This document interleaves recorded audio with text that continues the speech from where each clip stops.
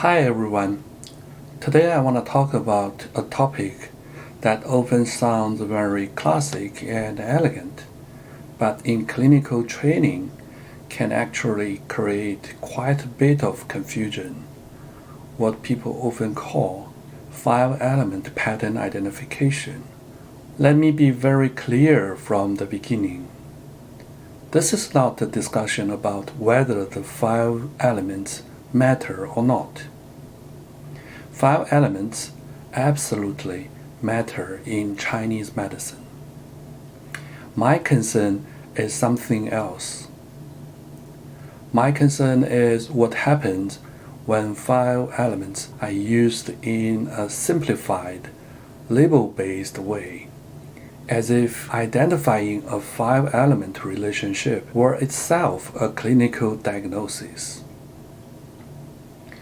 When that happens, it can disconnect students from real clinical reasoning and create confusion and make it harder to develop stable mechanism-based thinking. In some modern teaching contexts, especially in certain English language presentations, five elements are sometimes shown almost like a diagnostic checklist.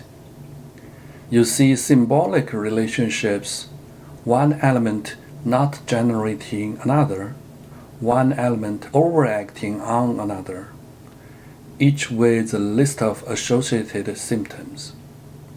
At first glance, this looks very neat. It looks organized. It feels systematic. But the real question is, does this actually strengthen clinical reasoning, or does it replace it with symbolic labels? This is where I start to feel concerned. Because in real clinical practice, we are not just matching symptoms to a symbolic relationship. We are trying to understand how a pattern is generated, why it is unfolding in a particular direction, and what is actually driving the case right now. When complex clinical situations are compressed into abstract five-element labels, something important can get lost. What gets lost is the functional reasoning process. We stop asking questions like, what is the primary mechanism here and what is secondary? Which dynamic is driving the picture? Is the movement upward or downward? Is it dispersing, constrained, collapsing, or leaking? Instead of tracing those functional vectors and pathomechanisms, the thinking can jump too quickly to a symbolic conclusion. That's not because five elements are wrong. It's because the model is being used in a way that substitutes for reasoning rather than supporting it. I want to emphasize this point very clearly. The issue here is not about whether a theory is higher or lower, or more classical or more modern. The real issue is that different dimensions are being mixed. A model that primarily describes constitutional structure and relational tendencies is being used as if it were a direct tool for diagnosing the patient's current dynamic clinical state. When baseline structure and current state are not clearly distinguished, students can easily feel confident in naming a pattern, but uncertain about how to act on it clinically. And that's where clinical thinking becomes fragmented. In structured clinical training, what we really need to develop first is the ability to reason through the current situation in front of us. What is active? What is dominant? what is secondary, and how different mechanisms are interacting at this moment in time. Only when that foundation is stable does a broader structural language like 5 elements become genuinely helpful. At this point, it helps us interpret relationships, understand tendencies, and anticipate possible directions of change. It adds context. It adds depth. But it does not replace the core work of analyzing mechanisms, integrating mixed patterns, and setting treatment priorities. This becomes especially obvious when we talk about formula design.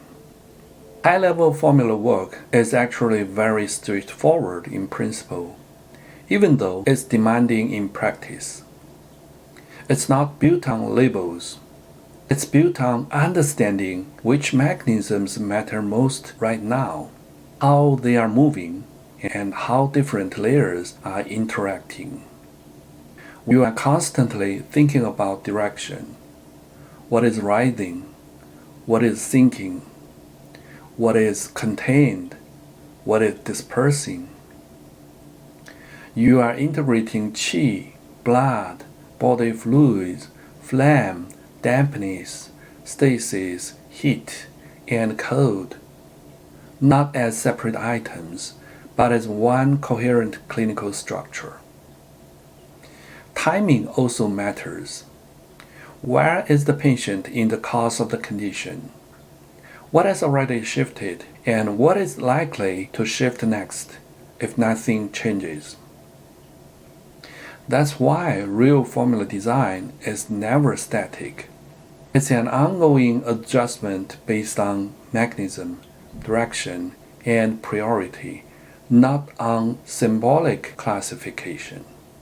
So when 5 elements are used too early or too directly as diagnostic labels, there is a real risk, not a theoretical risk, but a practical one.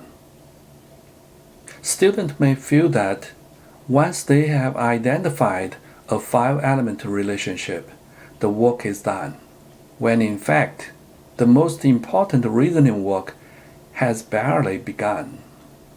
My intention in raising this discussion is not to dismiss 5 elements and not to criticize exploration.